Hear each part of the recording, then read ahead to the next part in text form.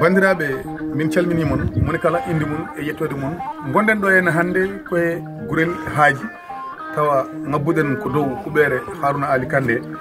mo ganduɗa tabarakallah machallah ko e nokku o jeeya kadi ko neɗɗo mo ganduɗa ene yumti hakkille tabarakallah en jittiri ɗum Allah hande noon ko woni goƴe men e oɗo diwan ene jeeya hen hande so tawi a ari e oɗo diwan a andat ladde nde ene yaaji ko gonga kono kadi ladde nde ko ladde mana hoɗande wuro noon soko tawi wayini sa yiiɗo en a andat tigui rigui ɓe ko yimɓe jomen ko yimɓe wattuɓe e fayida e koye munen nde tawno neɗɗo kala ɗo gonɗa no mbaɗa ni ko ɗum juyata e maɗa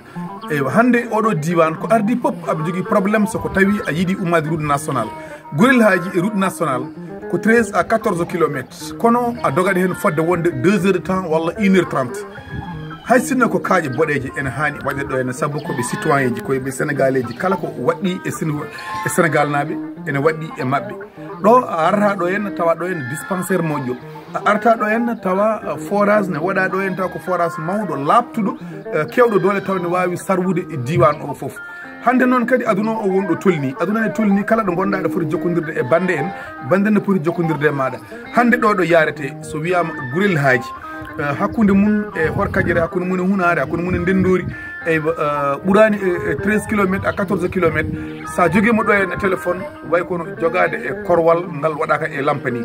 waddi hande ene jojji hande oɗo diwan mana heeɓa réseau ɓe ngala réseau ɓe ngala ndiyam ɓe ngala courant ɓe ngala laabi moƴƴi e mone de koɓe sénégal naɓe no sénégal naɓe ɓe gondiri sénégal naɓe ni no Ndar naɓe gondiri sénégal naɓe ni no Dakar naɓe gondiri e sénégal naɓe ni waddi ene jojji kala ɗo ɓiɗɗo leydi ndi wawi wonde heɓa gueɗel mon e leydi ndi ha timma bandiraɓe Winndere-tv ha yesso ko lawol